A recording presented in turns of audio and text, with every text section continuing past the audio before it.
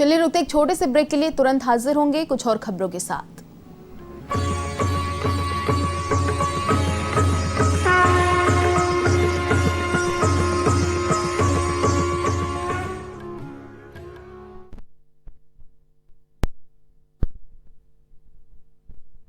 देखिए, आपके घर की एक एक दीवार चीख चीख कर कह रही है कि अच्छी सीमेंट क्यों नहीं लगाई। अगर वंडर सीमेंट लगाते तो दीवारें इतनी मजबूत होती कि आपके घर की दीवारों में बिल्कुल दरारें नहीं पड़ती। वंडर सीमेंट, जब भी आए भला कर जाए।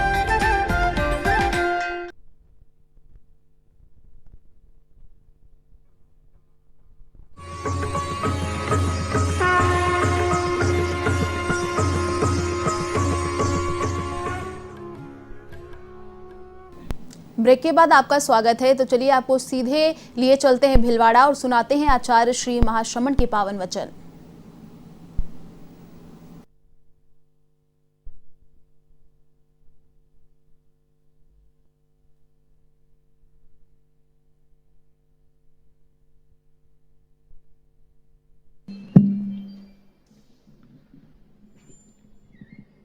ओम ह्रीं नमो अरहन्ताणम्। ओम ह्रीं नमो सिद्धाणम्। ओम ह्रीं नमो आयर्याणम्। ओम ह्रीं नमो उवज्झायाणम्। ओम ह्रीं नमो लोए सब्बसाहूणम्। ओम ह्रीं नमो अरहन्ताणम्।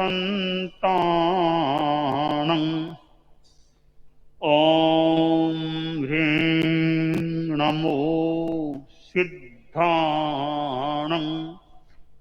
ओम ह्रीं नमो आयर्याणम्। ओम ह्रीं नमो उवज्झायाणम्। ओम ह्रीं नमो लोए सब्बसाहूणम्।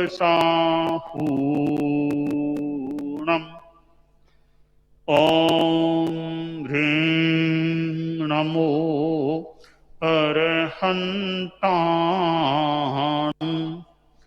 ओम ह्रीं नमो सिद्धाणम्।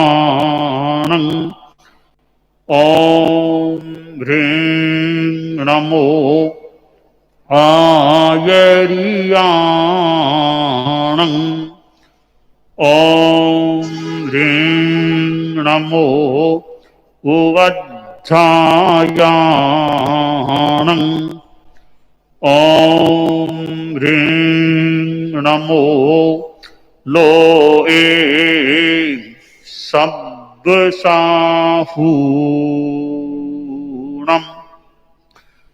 एषो पंचनमुक्कारो सब्बपावपणासनो। मंगलानं च सब्देशिं पठमं हवै मंगलम्। पठमं हवै मंगलम्।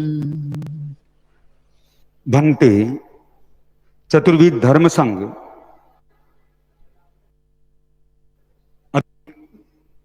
पूज्य प्रवर यहां पधारे उससे पहले भीतर विराज थे और अधिवक्ता, न्यायाधीश आदि न्याय से जुड़े हुए व्यक्ति पूज्य प्रवर की सन्निधि में बैठे हुए थे। तो मानो ऐसा लग रहा था कि पूज्य प्रवर जिला सत्र न्यायालय में विराजे हुए हैं और उनकी जिज्ञासाओं का समाधान भी, उन्हें न्याय की प्रेरणा भी दी और पूज्य प्रवर ने कुछ महत्वपूर्ण बिंदु फरमाए कि एडवोकेसी में सच्चाई, कर्तव्य पालन और अहिंसा भी रहनी चाहिए, कर्म के साथ में धर्म को जोड़ना चाहिए, आदि आदि पूज्य प्रवर ने प्रेरणा प्रदान की।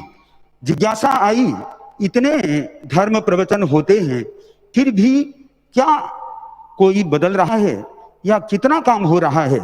तो पूज्य प्रवर ने 2 पंक्तियों में उसका समाधान दिया कि माना कि अंधकार है घना, पर दीपक जलाना कहाँ है मना। जितना जितना प्रयास हो रहा है वो अन्याय पर न्याय के लिए, अधर्म पर धर्म की विजय के लिए हो रहा है। तो पूज्य प्रवर की अमृत देशना हम सब के लिए हो रही है। भीतर भी न्याय के लिए हो रही थी, अब जनता के साथ भी न्याय हो रहा है। हम सुने परम पूज्य गुरुदेव की अमृत देशना।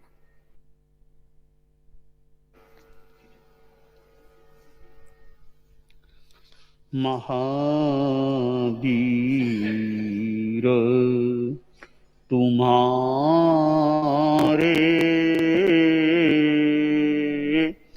चरणों में श्रद्धा के कुसुम चढ़ाए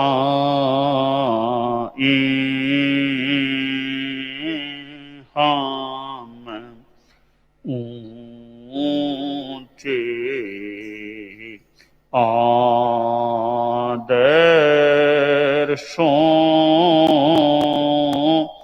को अपना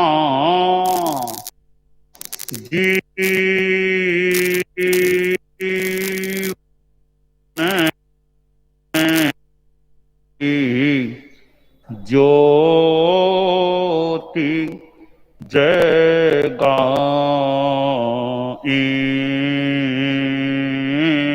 हम महावीर तुम्हारे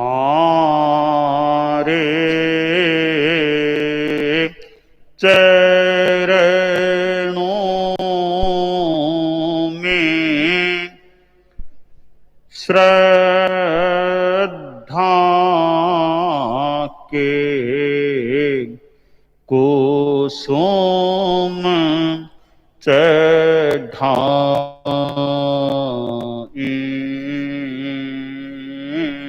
हम पन्नगे च सुरेंद्र च कौशिके पाद संस्पृशि निर्विशेष मनस्काय श्री वीरस्वामिने नमः। ठाणम आगम में 10वें स्थान के 69वें सूत्र की भाषा है में कहा गया है, 10 विहा परिसेवना पन्नत्ता तंजहा दप्प पमायणा भोगे आउरे आवती सुय संकिते सह सक्कारे भयप्प ओसाय विमंसा। एक शब्द है सेवना, यह एक दोष सेवन का कार्य होता है। प्रतिसेवना शब्द है। मैं अभी थोड़ा इस चिंतन में अनायास चला गया या अनायास चिंतन आ गया, प्रतिसेवना शब्द कैसे बना, कैसे हुआ। एक अनायास जो मुझे लगा कि प्रतिसेवना, एक तो सेवन, प्रतिकूल सेवन कर लेना, यानी जो साधु को जो करणीय है, जो सेवन करना है, उसके प्रतिकूल चला जाना, वो प्रतिसेवना। सेवन से प्रतिकूल चला जाना, प्रतिकूल का सेवन कर लेना, जो चारित्र से विरुद्ध है, प्रतिकूल है, उसका सेवन कर लेना, तो प्रतिसेवना हो सकता है। तो ये प्रतिसेवना एक प्रकार से दोष का सेवन हो जाता है। तो प्रतिसेवना के भी 10 प्रकार बताए गए हैं। दर्प प्रतिसेवना, प्रमाद प्रतिसेवना, अनाभोग प्रतिसेवना, आतुर प्रतिसेवना, आपत प्रतिसेवना, संकित प्रतिसेवना, सहसा करण प्रतिसेवना, भय प्रतिसेवना, प्रदोष प्रतिसेवना, विमर्श प्रतिसेवना। यानी दोष सेवन के भी अनेक स्तर हो सकते हैं। भिन्न भिन्न परिस्थितियों में दोष का सेवन किया जा सकता है। हम साधु संस्था के संदर्भ में ध्यान दें कि दर्प प्रतिसेवना एक साधु है और वह एक उद्धत भाव से, उद्दंड भाव से कोई प्राणातिपात, हिंसा आदि का काम कर लेता है, तो वह एक थोड़ा ज्यादा एक खराब दोष है, बड़े स्तर का दोष हो जाता है। जैसे उदाहरण के लिए किसी गृहस्थ ने कोई बात कह दी, वो साधु को बढ़िया नहीं लगी, साधु ने ओगा लाठी लेके उसको पीटना शुरू कर दिया, यह उद्धत भाव आ गया। यह साधु के लिए वांछनीय नहीं कि कोई बात हुई, किसी को डांडी से एक, लाठी से एक और किसी चीज से पीटना शुरू कर दी। तो ऐसा उद्धत भाव से जो हिंसा जैसा काम हो जाता है। और तो क्या, कोई मच्छर काट गया, गुस्सा आ गया, अरे मच्छर को हाथ से पीटना शुरू कर दिया, मच्छर मर गया बेचारा, उड़ नहीं पाया, मर गया, एक उद्धत भाव आ गया। तो इस प्रकार उद्धत भाव से जो प्राणातिपात आदि का आसेवन है, जो इस कोटि का, वो दर्प प्रतिसेवना है। एक प्रमाद प्रतिसेवना दूसरा प्रकार है कि कोई विकथा में लग गया, कुछ कसाई का प्रभाव था, अनावश्यक बातों में लग गया और इस प्रकार प्रमाद से कोई दोष हो गया, तो प्रमाद प्रतिसेवना हो जाती है। तीसरा अनाभोग प्रतिसेवना, भूल से हो गया, प्रतिक्रमण करना था, मान लो पक्षी है, याद नहीं रहा, पक्षी बोलना भूल गया, तो वो विस्मृति के कारण से हो गया। या प्रतिक्रमण कर तो रहा था पर थोड़ा भूल गया और एक दो पार्टी छूट गई, ध्यान नहीं रहा, वो विस्मृति सी हो गई। त्याग लिया हुआ था कि आज बिगह खाने का त्याग है, सुबह प्रतिक्रमण के समय त्याग किया था, आज 6 बिगह का त्याग है, तो दिन में वो याद नहीं रहा, मिठाई आई गोचरी में, याद नहीं रहा, तो मिठाई सहज भाव से खा ली। तो ये विस्मृति से होने वाला दोष का सेवन है। ये अनाभोग प्रतिसेवना। और चौथा प्रकार बताया गया है आतुर प्रतिसेवना। कोई भूख प्यास आदि से आतुर होकर कोई दोष का सेवन कर लिया, जैसे क्षुधातुर, भूख इतनी लग गई अब सहन नहीं कर पा रहा है, तो गोचरी के नियम से कुछ हट करके भिक्षा कर ली कि भूख सहन नहीं हो रही है, तो वे क्षुधातुर के रूप में की जाने वाली प्रतिसेवना है। पिपासातुर, ऐसी प्यास लग गई। अब मुझे एक प्रसंग बहुत बरसों पहले का, मैं भूल न करूं तो याद आ गया। गुरुदेव तुलसी के पास एक साधुओं का समूह साधु आया और कहा, गुरुदेव इस बार तो मेरे सिंगाड़े में एक साधु ने 3 प्रकार के दोष सेवन कर लिए। वो पिपासा के संदर्भ की बात। कैसे?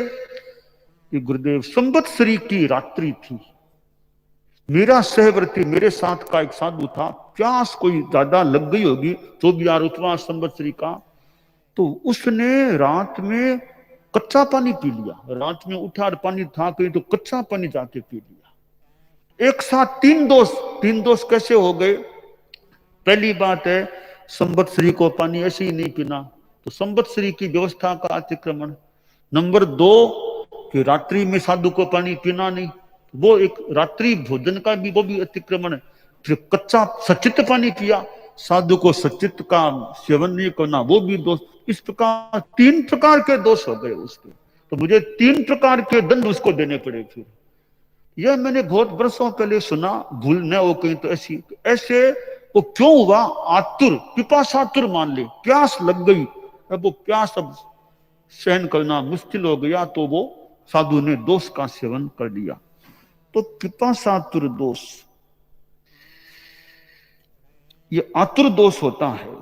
5वां आपत प्रतिसेवना, कोई आपदा की स्थिति आ जाने पर कोई दोष का सेवन करना पड़ जाए। कि अब आपत प्रतिसेवना कैसे होती है? कि 4 प्रकार की, द्रव्यतः आपत, क्षेत्रतः आपत, कालतः आपत और भावतः आपत। कि द्रव्यत आपत कि साधु को योग्य आहार मिला नहीं, योग्य आहार नहीं मिलने से वो भी आपत्ति, आहार नहीं मिल रहा है, तो कुछ साधु ने नियम विरुद्ध रूप में भिक्षा ले ली, तो आपत के रूप में उसने प्रतिसेवना कर ली, नियम के विरुद्ध सेवन कर लिया। क्षेत्रतः आपत, अरण्य का रास्ता था और कोई भोजन की उपलब्धि नहीं हो रही थी, तो उसे कुछ सामान्य विधि से हटकर के भिक्षा लेनी पड़ी।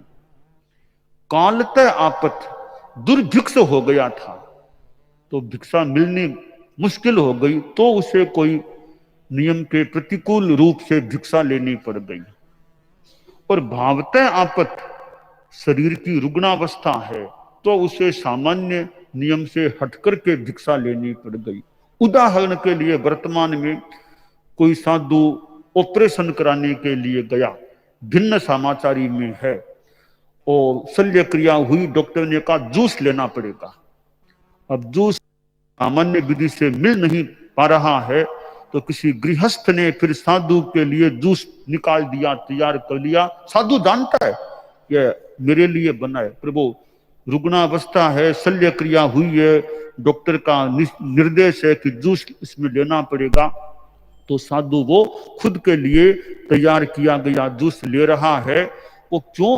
वो एक उसकी भावतः आपत, शरीर की आपत्ति आ गई है, तो उसे वो नियम से प्रतिकूल सेवन करना पड़ा। यूं ये आपत प्रतिसेवना हो जाती है।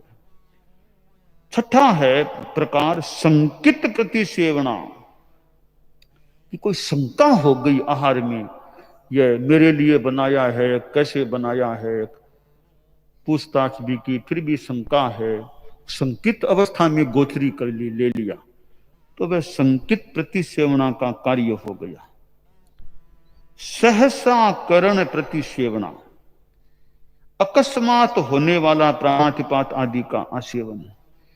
कभी कभी वो जैसे चल रहा था, कोई चिंटी पर पांव पड़ गया, चिंटी मर भी गई, तो वो अकस्मात पांव पड़ गया, जीव की हिंसा हो गई, वो आकस्मिक रूप में सहसा करण के रूप में प्राणातिपात का कार्य हो गया।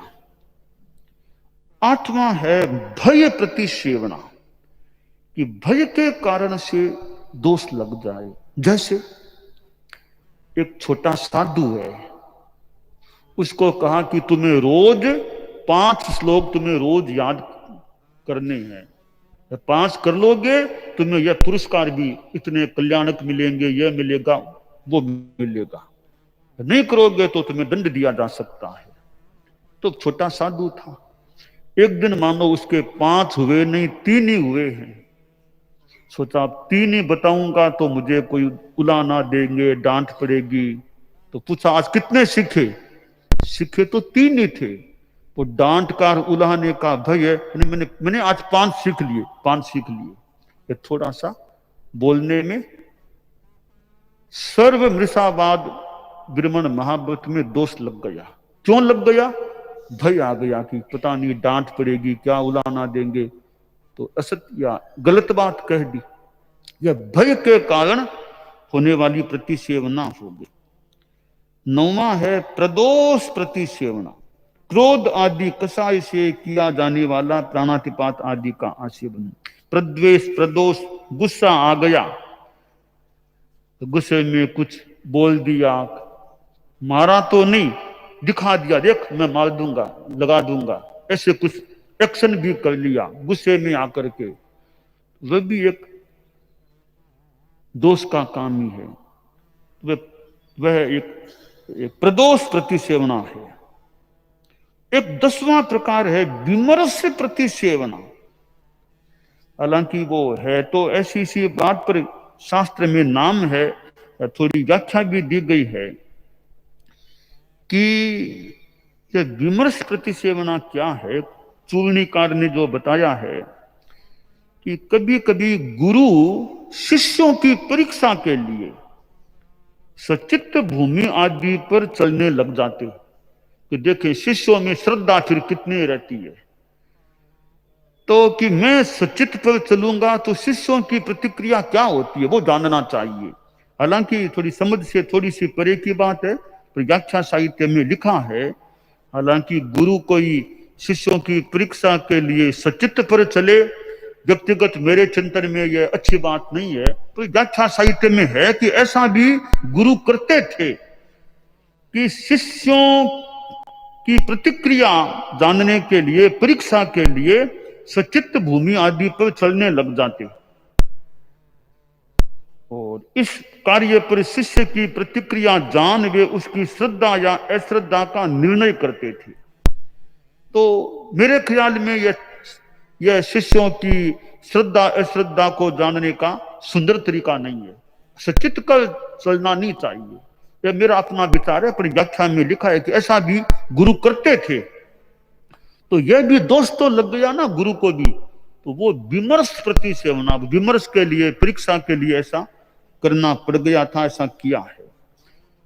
तो ये 10 प्रकार प्रतिसेवना के बताए गए हैं। यानी साधु जीवन में अनेक रूपों में प्रतिसेवना हो सकती है। ऐसे प्रतिसेवना के 2 प्रकार भी, संक्षेप में 2 प्रकार भी हैं। एक है दर्पिकार, एक कल्पिका। दर्पिकार, कल्पिका। दर्प प्रतिसेवना और कल्प प्रतिसेवना। दर्प प्रतिसेवना यानी वो उद्धत भाव, अहंकार, आवेश, इस रूप में कोई गलती करना, दोष करना। एक कल्पिका, कोई परिस्थिति है, स्थिति है, दोष का सेवन करना पड़ेगा। मैं ताजा उदाहरण दूं तो हमारे कई चारित्रात्माएं थोड़े कोरोना से प्रभावित हो गए थे और साथ में अब बाहर जाना नहीं, बाहर जाने का प्रशासन की ओर से निषेध है कि बाहर नहीं घूमना, आपके कोरोना है तो बाहर नहीं जाना है। कईयों के कोरोना हो गया, अब घरों में जाए तो भी बढ़िया नहीं कि कोरोना वाला जाए, फिर संक्रमण आदि की स्थिति, तो गोचरी ठिकाने में ही करनी पड़ी। ठिकाने में गोचरी की व्यवस्था हो गई। अब ठिकाने में करने में कहीं कोई कुछ अतिक्रमण की बात भी है, साधु के लिए बनाया गया है, लाया गया, जो भी है, तो वो एक परिस्थिति में होने वाला दोष है। तो दोष के अलग अलग रूप होते हैं, किस परिस्थिति में आदमी को क्या दोष का सेवन करना पड़ा है। तो सबका एक समान दंड होना मुश्किल है, परिस्थिति देखनी होती है, किस द्रव्य क्षेत्र काल भाव में, किस परिस्थिति में ये साधु के दोष का सेवन हुआ है, उसके अनुसार दंड ज्यादा कम, दंड की मात्रा भी, सामने वाले व्यक्ति के स्वास्थ्य की स्थिति कितनी है, कैसी है, उसको देख करके भी कई बार दंड प्रायश्चित देना होता है। भी यह साधु है इससे बेला होना तो मुश्किल है, तेला होना भी मुश्किल है, तो दूसरा उपाय बता दी। जैसे डॉक्टर जो होते हैं, मान लो कि पेशेंट है, डॉक्टर साहब यह दवा तो मेरे सूट नहीं करेगी, ठीक है, दूसरी दवा देख लेते हैं कि यह दवा तो मैं नहीं लूंगा, मेरे नियम है, मैं आपके कोई नॉन वेज का लाल चिन्ह है, नहीं लूंगा। तो डॉक्टर ने कहा भी ठीक है, ये नहीं लोगे तो मैं कोई दूसरा विकल्प बताता हूं, वो दवा तुम ले लो ताकि तुम्हारा स्वास्थ्य ठीक हो जाए। दवा तो हमारी यही है, पहली तो तुम्हारे नियम है, नहीं ले सकते तो इसका अल्टरनेट विकल्प यह है। इसी तरह प्रायश्चित में भी कि जो साधु प्रतिसेवना करने वाला है उसके शरीर की स्थिति क्या है। तेला आता है, वो कहता है तेला तो मेरे से हो नहीं पाएगा, उपवास भी मुश्किल है तो तेला तो नहीं कर पाऊंगा। तो आचार्य गुरु भी कि ठीक है, तेला नहीं तो इस तरीके तेले के एवज में तुम यह कर लो कि अगर तुम उपवास भी नहीं कर पाते हो 10 एकासन कर लो। कहा यह तो कर सकता हूं, यह कर लो। तो एक विकल्प के माध्यम से भी, तो वो भी मुश्किल है तो और कोई उपाय, स्वाध्याय कर लो, इतना आगम स्वाध्याय करो, इस अनुसार तुम प्रायश्चित का वहन करो। तो यों सामने वाले व्यक्ति की परिस्थिति, दोष की परिस्थिति, इन दोनों को देख करके प्रायश्चित दंड दिया जा सकता है। तो प्रतिसेवना हो ही नहीं, बहुत बढ़िया बात यह है, अगर प्रतिसेवना हो जाए, दोष हो जाए, तो साधु को उसकी शुद्धि का प्रयास करना चाहिए कि मेरा शोधन हो जाए। वर्तमान युग में और पहले के युग में भी हो सकता है कि छोटे मोटे दोष लग जाएं, तो दोष की शुद्धि का प्रयास हमारा ठीक होता रहे। प्रतिसेवना हुई है तो वापिस प्रायश्चित की सेवना भी कर लें, प्रायश्चित का सेवन कर लें, वहन कर लें, तो वो प्रतिसेवना साफ हो सके। बाकी तो छठा गुणस्थान है, तो छठे गुणस्थान में, और छठे गुणस्थान में भी साधु में भी एक पूनम के चंद्रमा के समान चारित्र वाला है, कोई चौथ के समान वाला, कोई दूज के समान वाला, कोई आठों के। तो साधु में भी निर्मलता में अंतर हो सकता है। ठीक है, हम और आगे बढ़ें और शुद्धि का प्रयास करें तो भावना अच्छी रहे। दोष लग गया है तो मेरा शोधन हो जाए, वो प्रयास रहे कि मैं विराधक न हो जाऊं, या कोई खास दोष लगा है तो दोष को लेकर आगे न चला जाऊं, मेरी शुद्धि हो जाए, सरलता से अपना प्रायश्चित कर लें, ले लें। वो तरीका बहुत बढ़िया है। इसलिए प्रतिसेवनाएं भी हो सकती हैं, तभी तो आगमकार ने ये इतनी बातें बताई हैं। बस इनका शोधन होता रहे, हो जाए तो, गलती हो जाए तो शोधन हो जाए, यह काम्य है।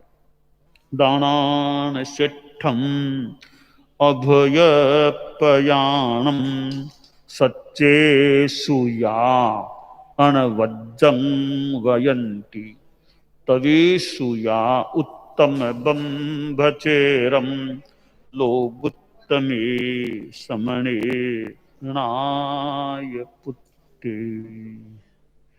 पर्यूषण का समय आ रहा है सामने, परसों से पर्यूषण है, तो अच्छा क्रम हमारा पर्यूषण का चले, अच्छी धर्माराधना चले, आध्यात्मिक उत्साह बना रहे। थोड़ी बातें कल बताई है, कुछ बातें आने वाले कल फिर और संभवतः बताई जा सकेगी।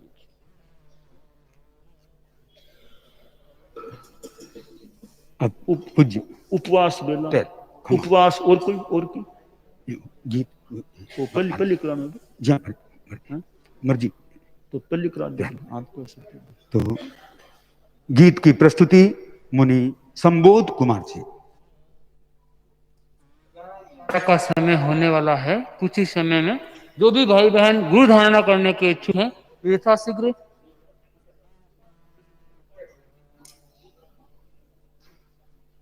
बेला केला आदि पचकने के इच्छुक हैं, उनको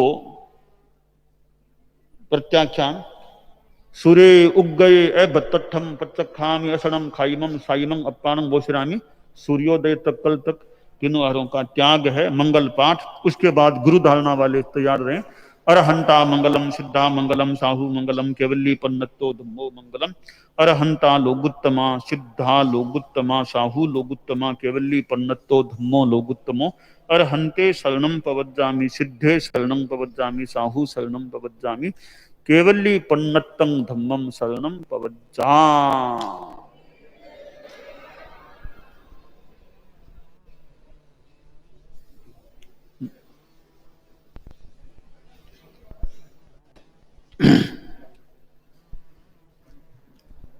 नमो अरहंताणम।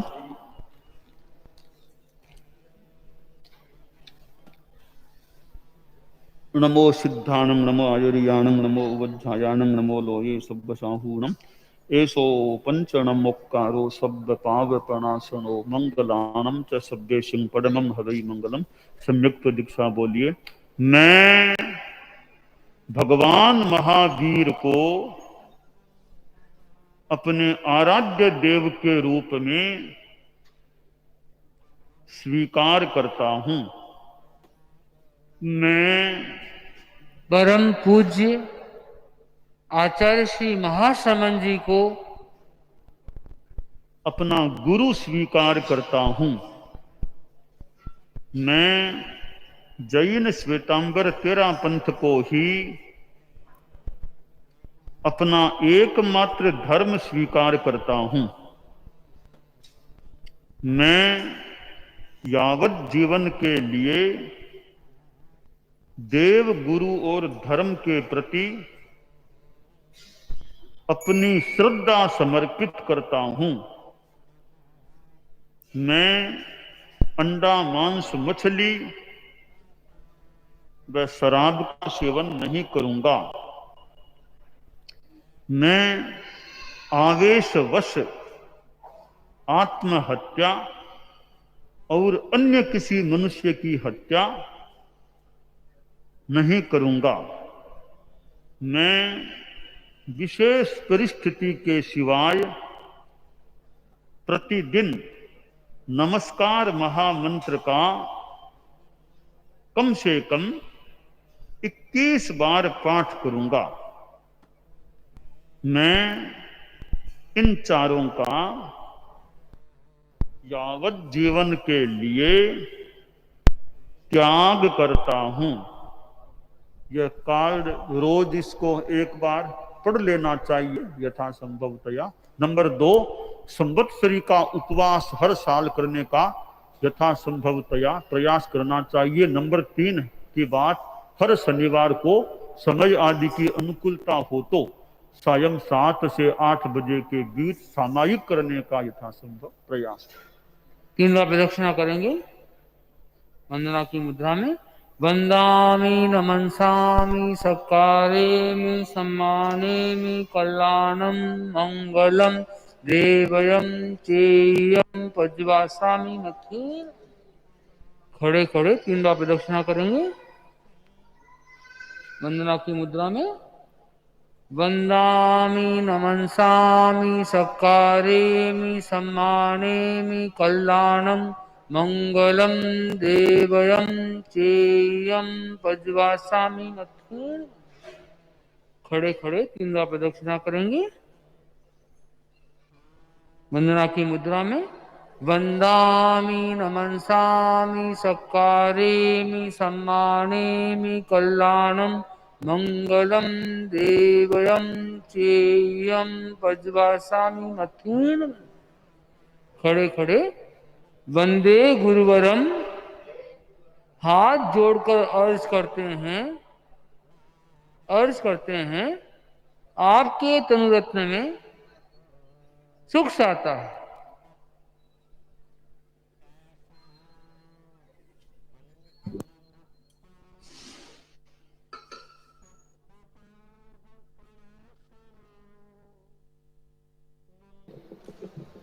भंते आराध्य के चरणों में अपने अंतःकरण की अभिव्यक्ति कुछ पंक्तियों के माध्यम से देने का प्रयास कर रहा हूं।